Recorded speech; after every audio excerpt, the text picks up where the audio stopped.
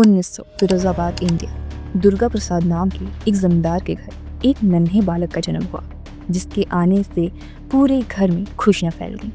उसका नाम लक्ष्मण रखा गया। उसके पिता सोचने लगे कि ये बड़ा होकर उनका कारोबार संभालेगा, लेकिन वो जल्द ही समझ गए कि उनका बेटा आम बच्चे जैसा नहीं था। खेल कूद में उसका ज़्यादा मन नहीं लगता था। वो पूरे समय बजरंगबली की भक्ति में लीन रहता, लेकिन उसके पिता को उसका ये व्यवहार ज़रा भी पसंद नहीं था।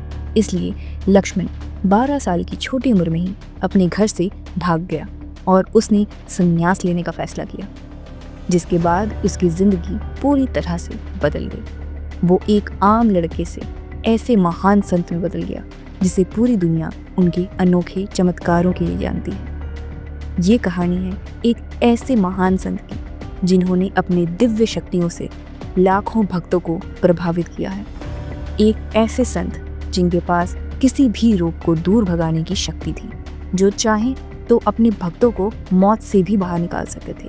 एक ऐसे संत जिन्हें स्वयं बजरंगबली का अवतार माना जाता है, महाराज जी नीम करोली बाबा।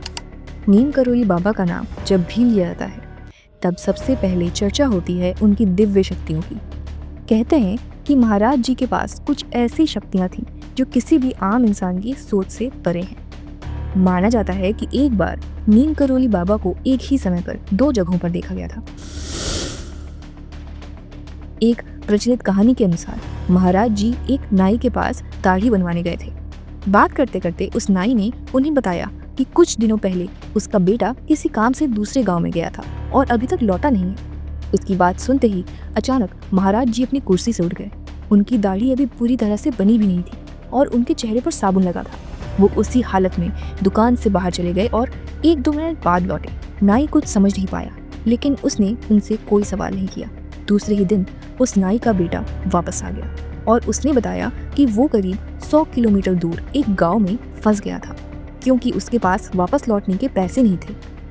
फिर अचानक एक आदमी उसके पास आया। उसके चेहरे पर साबुन लगा हुआ था।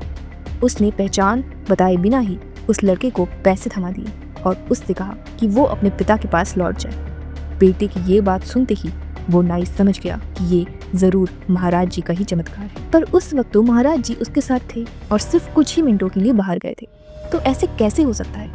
इसका जवाब छुपा है एक ऐसे कॉन्सेप्ट में जिसे आज भी कोई पूरी तरह से समझ नहीं पाया है, टेलीपोर्टेशन। आसान शब्दों में समझाया जाए तो एक जगह से गायब होकर दूसरी जगह पर पहुंच जाना। वैदिक टेक्स्ट में टेलीपोर्टेशन को एक सिद्धि बताया गया है, जो सिर्फ उसी इंसान के पास हो सकती है जिसने हजारों सालों की तपस्या के बाद एक हायर लेवल ऑफ कॉन्शियसनेस को अचीव किया हो। और साइंटिफिकली टेलीपोर्टेशन अभी सिर्फ एक थियोरेटिकल कॉन्सेप्ट ही है, लेकिन महाराज जी के भक्तों की माने तो उनके पास ये अनोखी शक्ति थी। महाराज जी पर लिखी किताब द मिरेकल ऑफ लव में उनके शिष्य रामदास लिखते हैं कि महाराज जी के पास ऐसी कई शक्तियाँ या सिद्धियाँ थीं जिनका कोई भी साइंटिफिक एक्सप्लेनेशन नहीं हो सकता। और महाराज जी की इन्हीं शक्तियों का सबसे पहला साक्षी बना उत्तर प्रदेश का नीम करोली गांव, जिसके नाम से महाराज जी का नाम पड़ा, नीम करोली बाबा। और इसी गांव में महाराज जी ने किया अपना सबसे पहला चमत्कार। एक प्रचलित कहानी के अनुसार नीम करोली बाबा गांव में बने बजरंगबली के मंदिर के नीचे एक गुफा में बैठकर तपस्या करते। उन्होंने सबको चेतावनी दी थी कोई भी उस गुफा में प्रवेश न करे।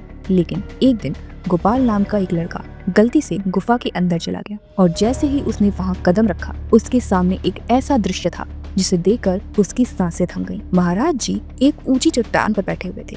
उनकी आंखें बंद थीं और वो अपनी तपस्या में लीन थे, पर उनके शरीर पर सैकड़ों सांप रेंग रहे थे। कुछ सांपों ने तो उनके शरीर को कस के जकड़ रखा था और वो उनके मुंह के पास फुंकार मार रहे थे। लेकिन बाबा नीम करोली पर इस सब का कोई असर नहीं हो रहा था।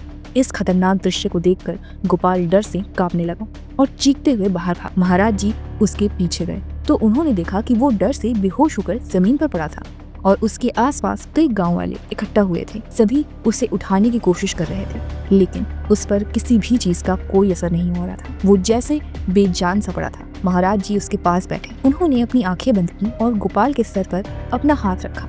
जैसे ही महाराज जी का हाथ का स्पर्श हुआ, गोपाल ने अपनी आंखें खोली। गांव वाले जिसे मरा हुआ समझ रहे थे, वो उनकी आंखों के सामने जीवित खड़ा हो गया और महाराज जी के कदमों में गिर पड़ा।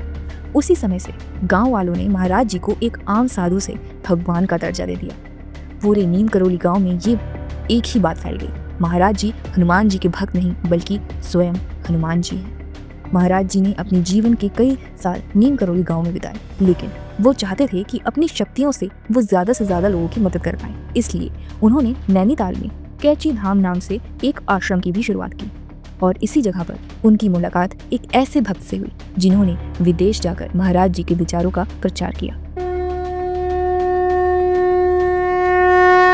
साल 1967 अमेरिका के एक साइकोलॉजिस्ट और प्रोफेसर रिचर्ड एल्पर्ट इंडिया आए। हिमाचल के पहाड़ों में घूमने के बाद उन्होंने अपने गाइड से कहा, मुझे इस देश के स्पिरिचुअल साइड को देखना है, और उनका गाइड उन्हें कैची धाम ले गया, जहां वो पहली बार नीम करौली बाबा से मिले। रिचर्ड एक साइकोलॉजिस्ट होने के साथ साथ स्पिरिचुअल लीडर भी थे। वो LSD जैसे साइकेडेलिक्स का इस्तेमाल करके अपने पेशेंट्स को मेडिटेशन की मदद से उनकी स्पिरिचुअल साइड से जुड़ने में मदद करते थे। इस बात को जानकर नीम करौली बाबा ने उनसे LSD मांगा और नॉर्मल से 2 गुनी मात्रा में उनका सेवन किया। रिचर्ड डर गए क्योंकि साइकेडेलिक्स एक तरह का नशीला पदार्थ है जिन्हें अधिक मात्रा में लेने से इंसान की जिंदगी को भी खतरा हो सकता है। लेकिन महाराज जी पर इसका कोई भी असर नहीं हुआ और उन्होंने रिचर्ड से कहा, तपस्या के लिए इन सब चीजों की जरूरत नहीं होती, अपनी मन की शक्ति और योग विद्या से ही हम भगवान से जुड़ सकते हैं। उनकी इस बात ने एल्पर्ट को प्रभावित कर दिया, क्योंकि कोई भी आम इंसान LSD का इतना बड़ा डोज लेने के बाद होश में नहीं रह सकता। वो समझ गए कि महाराज जी एक दिव्य पुरुष हैं।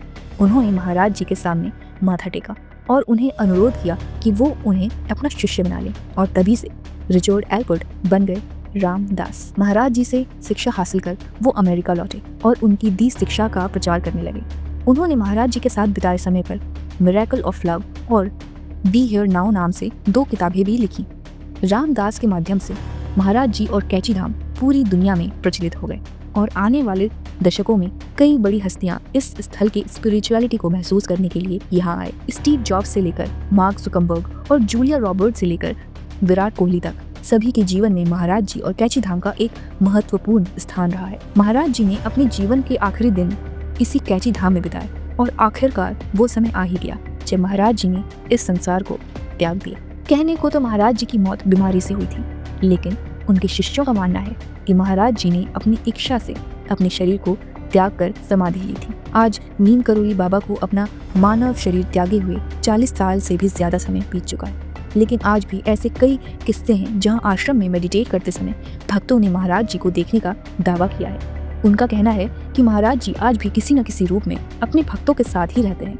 क्या आप कभी नीम करौली बाबा के आश्रम गए हैं या कभी जाना चाहेंगे? आपके इस बारे में क्या विचार हैं, हमें कमेंट सेक्शन में ज़रूर बताएं। अगर वीडियो पसंद आई हो तो लाइक, शेयर एंड सब्सक्राइब करना भी ना भूलें और देखते रहें अनबिलीवेबल ट्रू टेल्स। नमस्ते।